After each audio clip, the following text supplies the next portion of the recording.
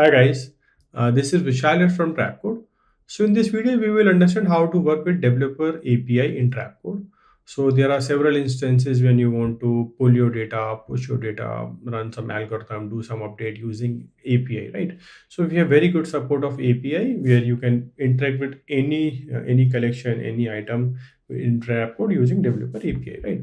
And to enhance that capability, we have released an SDK. So it's a Nodejs SDK where you can basically put it in your code and then you can interact with DrapCode using methods. So you don't have to call API, you don't have to write a lot of code. So you can just write one line of method. You want to create something, you want to update something, you want to fetch some data, you want to find some record. So we have methods for all those things, like sending an email, running some function, running some filter. So you can easily interact with all of your data in DrapCode using that SDK. So we'll see how to use that. Right.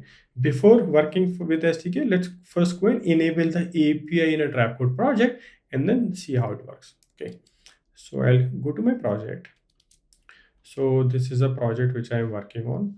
And now let's say I want to create some new project from API. I want to update something. So how exactly we interact with DrapCode using API? So for that, I'll go to my setting and I'll go to developer API key. Right. So this is a place where you enable the developer API. Right. So I'll say developer API enable. By default, the developer API are not enabled in any project. So you have to go and enable it.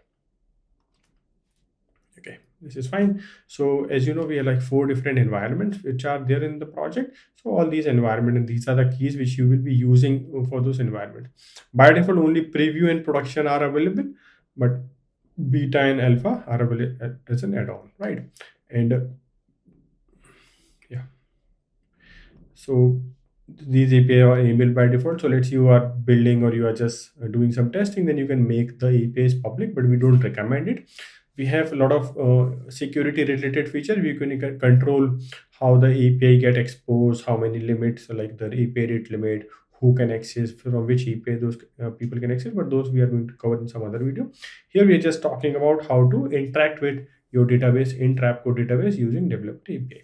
So what I'll do, I'll just generate an API token so that I can pass that token to make API call. So this is the token generation mechanism. So here the token got generated for preview environment. This similarly we can generate for production environment and enable or disable. So this checkbox will enable my API for public. So no one need any token to access API, which is not recommended. So I'll not use it. But yeah, it's okay for your use case where you don't want to complex things, you are just testing out, then you can enable it for public use case. Or maybe you have some data which you want to anyways expose publicly, then you can enable it. But for now, I'll not enable it. Okay. API also expect a token, a user specific token, which can be generated for any user. So this is needed when you want to capture who is creating the record, let's say created by, updated by the user who is trying to access. So you need a API key as well as a user token. So we are not going to use user token in this demo. We'll only work with API key. So that is an add-on security where you want to capture who is doing it. API key will allow you to do it, but who is doing it will get decided from the access token, right? So for now, I'll just use this API key. So this, I've enabled REST API developer API in my project. Now let's go and see how we use it. So before going there, let me show you, how the SDK looks like.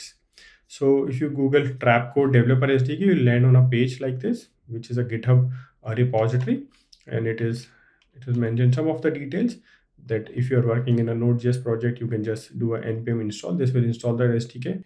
These are the parameters which when you're initiating the API, so these are the parameters you have to give. So project SU name, this is the URL of the project. So in most of the cases, when you are working on a project, you will get a URL, something like this, which is unique to your project. So here it is freelance marketplace 5156, right? So this is what we call the unique identifier for your project. So this is project SU name. X API key is the API key which we just saw. So this is your X API key.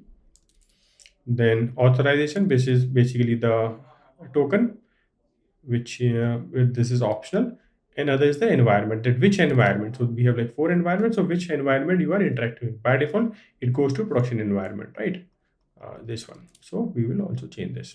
So this is done, this is done, this is done, this is done, right? And you just define this constant, which is a handler for API to access the API. And after that, you can call different methods like get all items for a specific collection, create a new item. This is how you pass the structure. Get items with filter. So when you are working with filter, let's you want to fetch data of a specific tenant, you want to fetch data of a specific user, or maybe with some condition less than greater than, then you use this filter. So these are the filters which you have created in your DrapCode collection.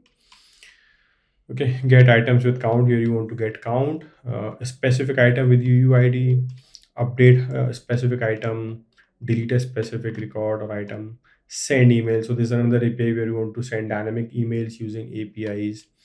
Okay, and all those things. So let's start with a very basic example where we just want to pull the data of a collection, right, using get items. For this demo, I'm going to use AWS Lambda. Okay, I'm not installing Node.js on my local machine. I'm just trying to call this API from AWS Lambda. Right. So for what we'll do, we'll go and create a new Lambda function. So how to create a Lambda function and how to use it, we'll cover in some other video. But assuming that you know how to create a basic Lambda function, so like you go to functions and just create a function, choose Node.js and your security settings and all those things, and enable a function URL if you want to call that function from outside world, and you can choose who can call. So these are the settings you can do. We have created a simple Lambda function which is as of now is empty. Okay, so I've just created an index.js file which is not doing anything. So we'll start from scratch and then we'll come back. Okay, so I just copy this code because this is a basic structure which we will need anyway. So I'll come back to this. So what we'll do, we'll go and download this zip file. So you can basically download this repository, download zip, and then upload it to a Lambda function. If you're working with Node.js, you can just install it using npm install, right? So let's upload a repository here. So what I'll do, I'll go to my Lambda function and upload the zip file. So we have already downloaded a zip file. We'll just upload it.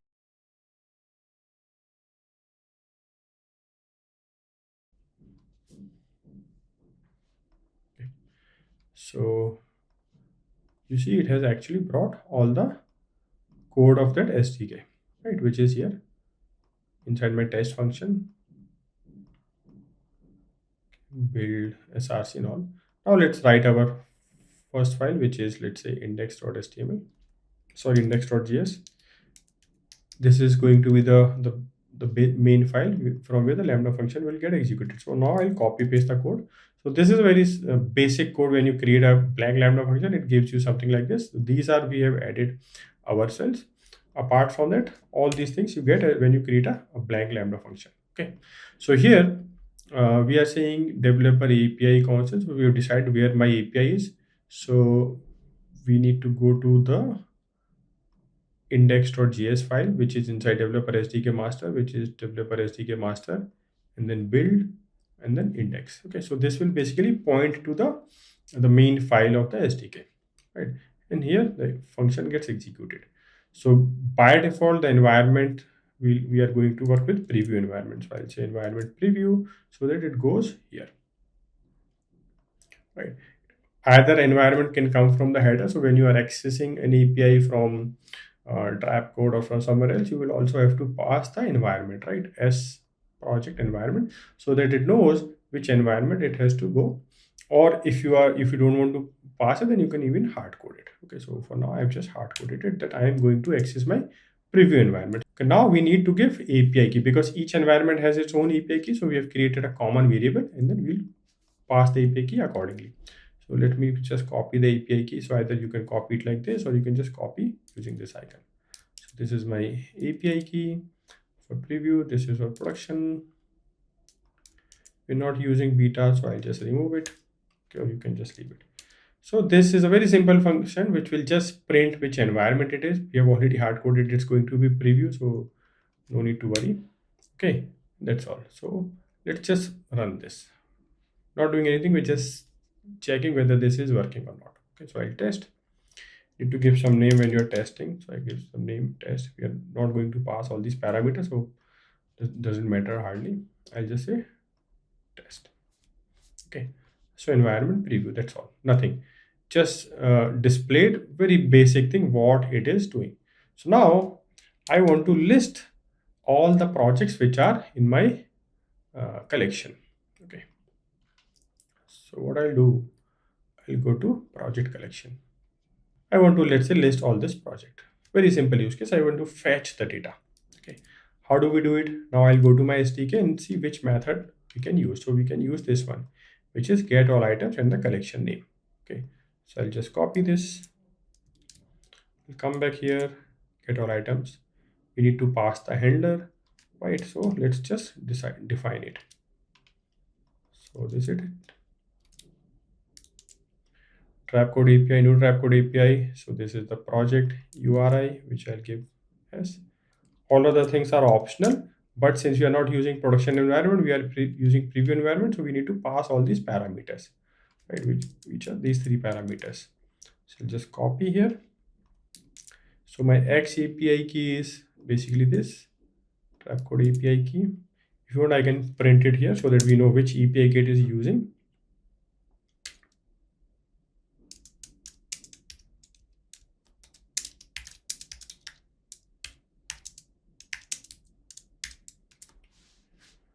Authorization, we are not using any authorization. We are not passing any access token, so I'll leave it blank. Environment, it's already environment variable, right? So this is basically just creating a variable so that we can access the API. So we'll say DrapCode dot get all items collection. Okay, so this is important. Now we need the collection name. That okay, what collection, something which we are going to use.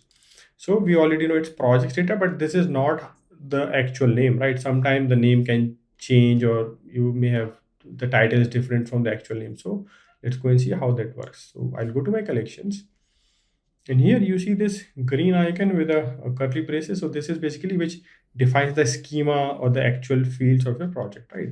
So here I'll see this is my project collection. This is the name.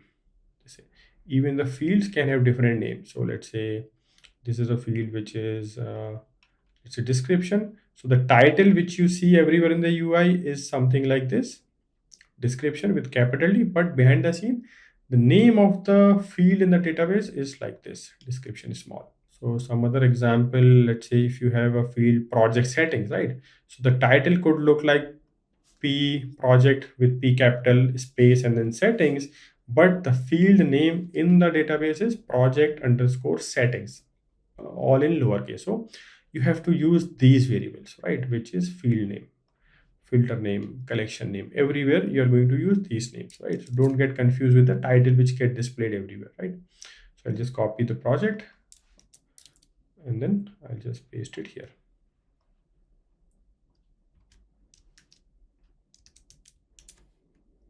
That's all. We can take this in some variable. Let's say let all projects is equal to this, and then just display console.log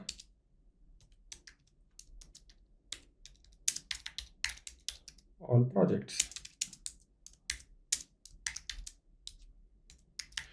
Since it is a JSON object, so we'll just use stringify so that we can display all the data in a readable format, right? So I'll just format the code, optional, deploy the changes, and then run this lambda function again. So now this time it should make an API call to the preview environment of this particular project and get me the list of projects. Now let's go and just test it. So now this should bring me all the projects, right? So I'll click test. So here is the data. So project 1, project 2, project 3. Now let's go and add one more project. So let's add one more project.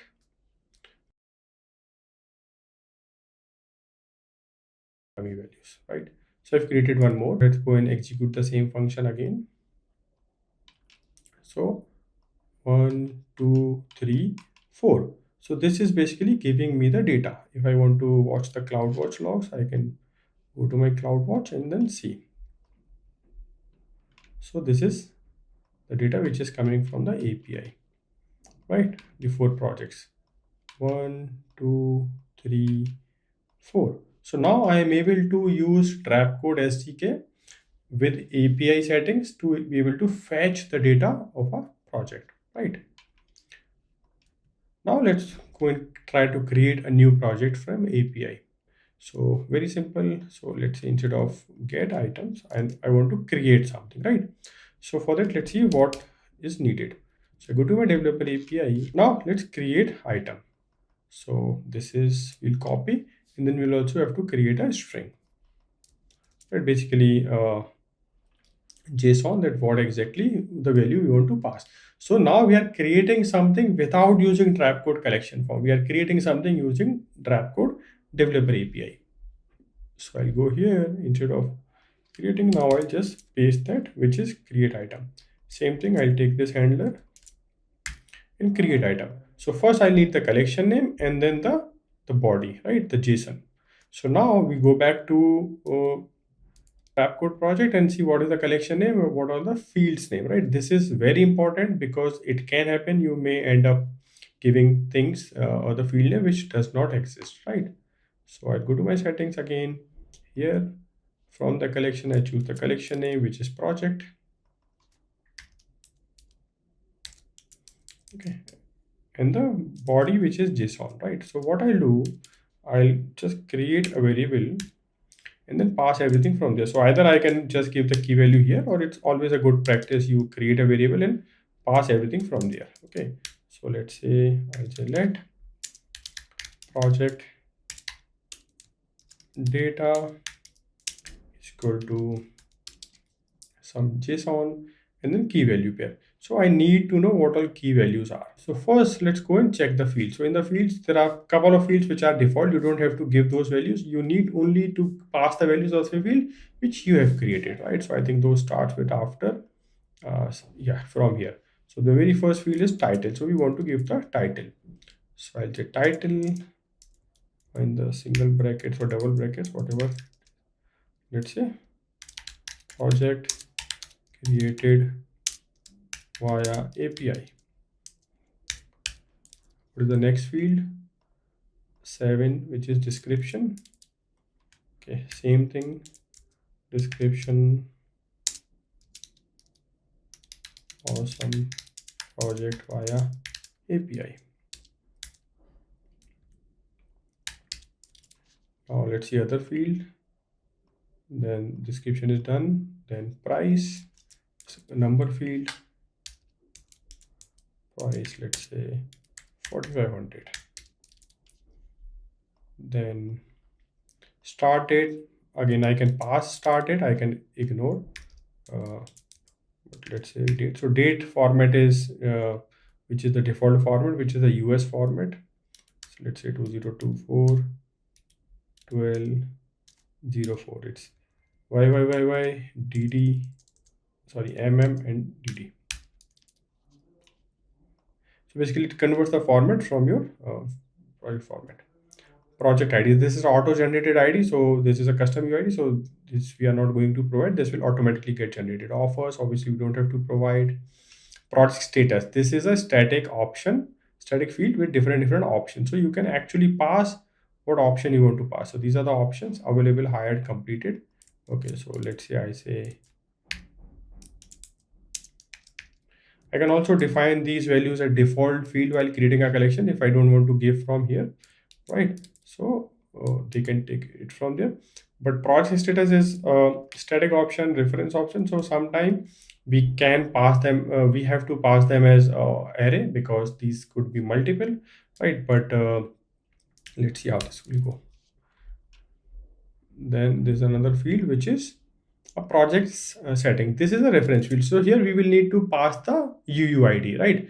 Which as of now we don't know. There are scenarios we can pass the UUID in parameters and then use the UUID here. So that is something which we're going to cover in some other video, that how to make a call from DrapCode external API using Lambda function and then get the values here, build the object and then push it back to the system, right? So there you can get the TNet ID, you get the logged in user, you get all other UUIDs what are needed. So that is something which we are going to cover in some other video when we discuss more about Lambda function in detail on how to call APIs from DrapCode itself. Here we'll just leave it for now. Okay, here we're just trying to call DrapCode API just to see whether we can fetch data, we can create something, we can update something. Okay, so it's a project data, it here as a JSON. Remove this. Okay, so now I am just creating a new project, right? So I'm a big fan of code formatting, right? Just keep formatting my code. Okay, I'll just deploy and test. So this will make a API call and push, basically create a new project in the DrapCode collection. So I'll say test, done. Right, I go to my project collection. Okay, so a new project created via API. Awesome project. This is all what we have given: price, date, and project ID. So you see, this was auto-generated. We have not submitted it. This is the status which we have given, right? Project setting we have not given because we were not sure what it should be. If you want, we can try giving a new UID, right? So let's go and find a project setting. Project setting. Let's say I want to give this project setting, which is this one, right? So I need the UUID. So I can go to the details and get the UID from here. This is the unique identifier for this particular project setting, right? Now I'll go here. Now I can give that project setting field. Okay, so I don't remember the field name, but let's see. Since it's a reference field, you need to pass it as an array. Okay, go back.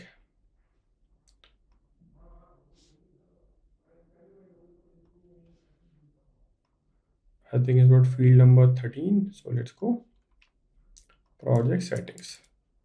So now it's a project 2 via API. Awesome, 2 project via API. Price, let's say instead of 4500, let's say 2500.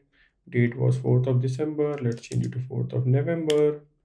Available and everything else, right? So now I'm creating one more project with some different data, and I am also giving a reference field this time, right?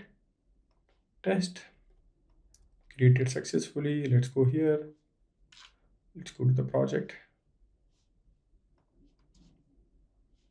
So a new project got created, project 2, price, date change 4th November, auto increment ID, which we don't have to give by ourselves, status, and you see the assignment is also done. Now if you go and check, it should have the assignment uh, object within it, right? Because we have given the UID. So try to fetch the complete object and then pass the ID. So if you go and edit, so now you can see the project got created, and even this project setting is also assigned. So now we are able to create a new project and also assign a reference field to it via API, right? Now let's try go and update some project, right? So we have seen how to create new item, how to get list of item. Let's see how to update anything. Let's say I want to update this particular project. Okay, so again we will need the UUID. In all the cases, we need UUID so that we work on the basis of UID only. So here I'll go and copy the UUID. Okay, now I'm going to update this particular project. I go to my Lambda function. Now instead of create item, I will call update item, and let's store this UID somewhere so that we can use it in the API, right? I say project UID is equal to the one which I copied, right? Now let's see the API to update item, right? So this is an API update item with UUID. It is asking collection name. I'll just copy everything. Okay, and this is how the structure looks like. This is the collection, this is the UUID, and this is the structure, the new JSON which you want to send. So I'll come back here. Instead of create, I'll call update. Okay, project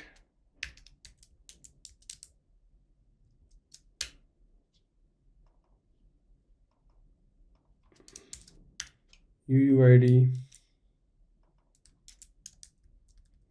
and the body, which is going to be JSON. So let's use this one only. Okay, now let's just update few fields.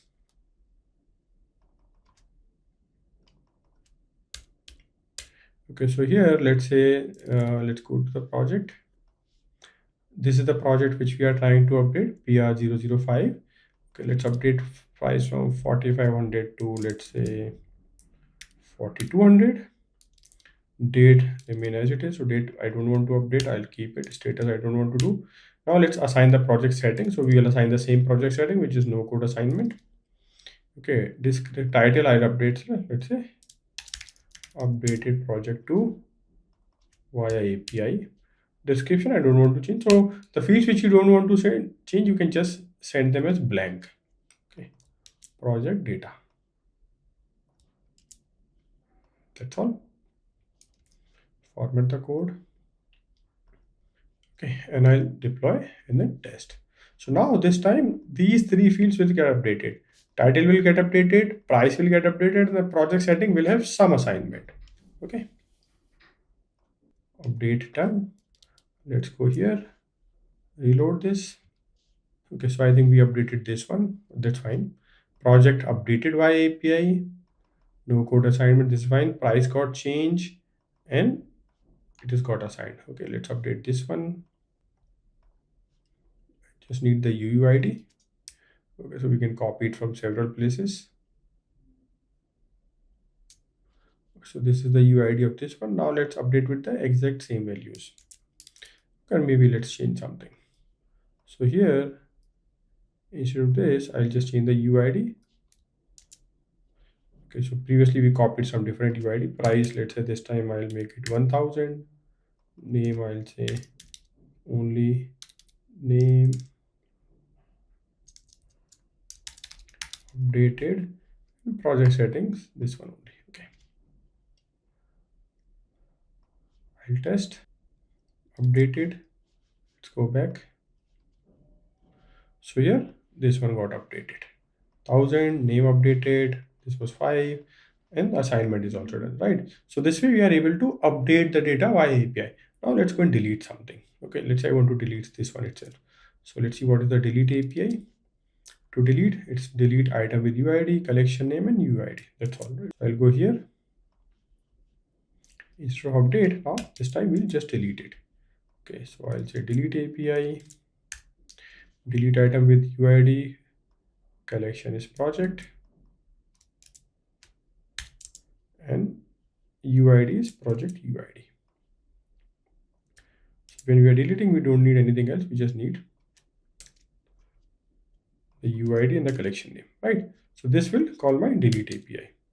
So let's deploy, test, success, right? Now let's go. So there was 1, 2, 3, 4, 5, 6.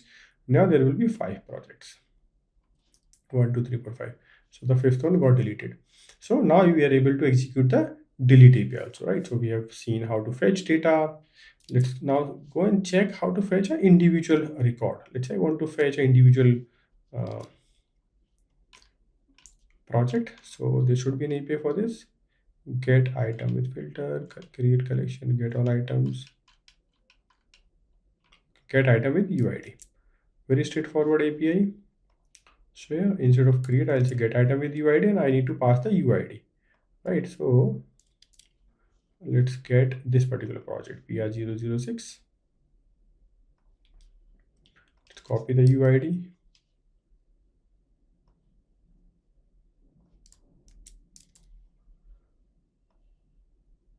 Paste it here. So get item with UID in the project, give me this particular project. Okay, so this API we are going to use when we are working dynamically, when some data is coming from an API and you want to update a specific record and push it back. So these things are needed. As of now, we have just hard coded because we are not using any API parameter, but this can come as part of dynamic parameters, which we'll cover in some other video.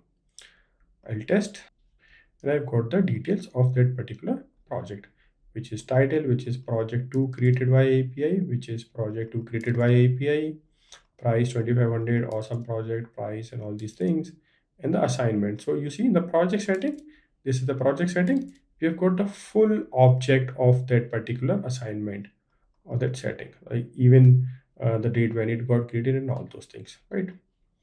So this way you are able to create new data, update, delete, insert, list items, all those things, right? So hope you enjoyed the video. See you again in the next video. Bye bye.